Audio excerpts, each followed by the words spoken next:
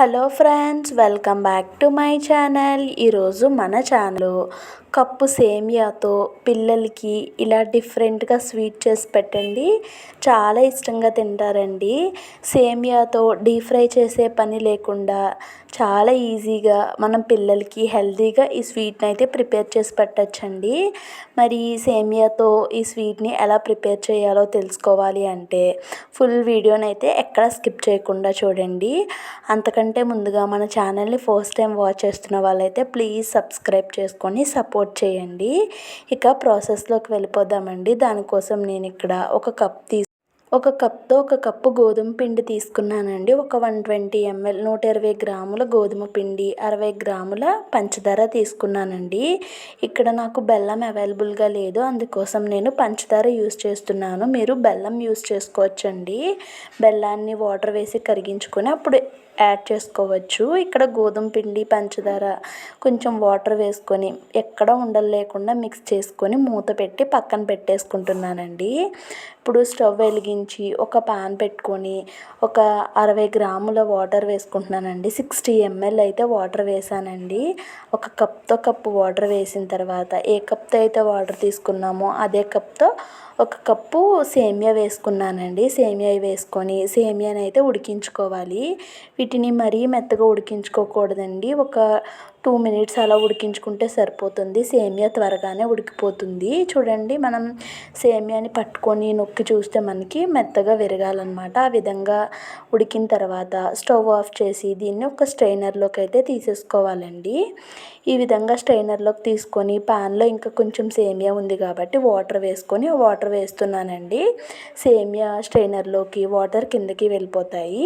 ఇప్పుడు చూడండి, ఇంకా మనకి ఏదైనా హీట్ ఉంటే పోవటం కోసం ఒకసారి కలుపుకొని మనం ఒక ప్లేట్లోకి అయితే ఈ సేమియాని తీసేసుకొని ఈ విధంగా స్ప్రెడ్ చేసుకోవాలండి లూజ్గా. ఏంటంటే మనకి ఇంకా ఎక్కడైనా హీట్ ఉంటే త్వరగా చల్లారిపోతుందండి. చల్లారడం కోసం ఈ విధంగా చేసుకొని పక్కన పెట్టేసుకున్నాను. ఇప్పుడు గోధుమ పిండి చూడండి, నానిన తర్వాత మనం పంచదార యాడ్ చేసాం కాబట్టి కన్సిస్టెన్సీ ఇంకా కొంచెం లూజ్ అయిపోయింది కదా.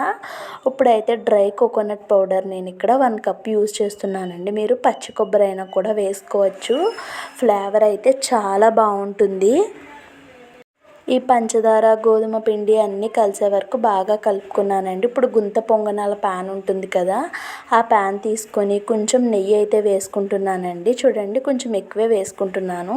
ఇక్కడ నేను అసలు ఆయిలే యూస్ చేయకుండా నెయ్యితోనే మొత్తం ఈ రెసిపీని అంతా కూడా ప్రిపేర్ చేశానండి. ఇప్పుడు మనం ఇందాక కుక్ చేసుకున్న సేమియా ఉంది కదా, దాన్ని ఇందులో కొంచెం వేసుకొని మనకి బయట ఎక్కడా రాకుండా చూడండి వేళ్ళ సహాయంతో మనం ఈ విధంగా నీట్గా అయితే సేమియాని స్ప్రెడ్ చేసేసుకోవాలండి. ముందు కొంచెం కష్టంగా ఉంటుంది ఈ ప్రాసెస్. నిదానంగా చేసుకుంటే చాలా బాగుంటాయండి.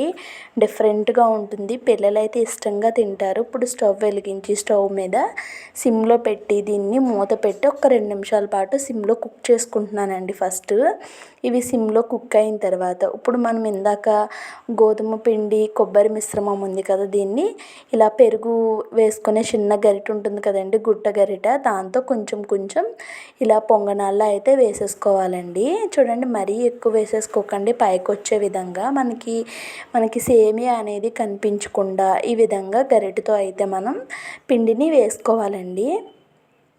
వేసిన తర్వాత కొంచెం నెయ్యి అయితే వేసుకుంటున్నాను. మళ్ళీ కరిగించిన నెయ్యిని ఈ విధంగా స్ప్రెడ్ చేసి మూత పెట్టి ఒక 2-3 నిమిషాలు అయితే కుక్ చేసుకుంటున్నానండి. చూడండి, 2-3 నిమిషాల తర్వాత మూత తీసి మనం ప్యాన్ని అటు ఇటు కదుపుకోవాలండి. ఎందుకంటే ఒక సైడే మంట తగులుతుంది, ఇంకొక సైడు మంట అనేది తగలదు కాబట్టి ఇలా అడ్జస్ట్ చేసుకుంటూ మనం ప్యాన్ని తిప్పుకోవాలి. ఇప్పుడు బాగా కాలిన తర్వాత వాటిని మనం ఈజీగా ఇలాగ తిప్పేసుకోవచ్చండి. చూడండి, సేమియాతో చేసుకునే పొంగనాల్ని చాలా ఇలా ఈజీగా చేసేసుకోవచ్చు. ఇదే విధంగా 2 సైడ్స్ కూడా మంచి కలర్ వచ్చే వరకు కాల్చుకొని వాటిని ఇలాగా ఒక పక్కకైతే తీసేసుకుంటున్నానండి. నెక్స్ట్ టైం మరి పాన్ హీట్గా ఉంటుంది కదా, మీరు ఎలా చేస్తారో అనే డౌట్ రావచ్చండి.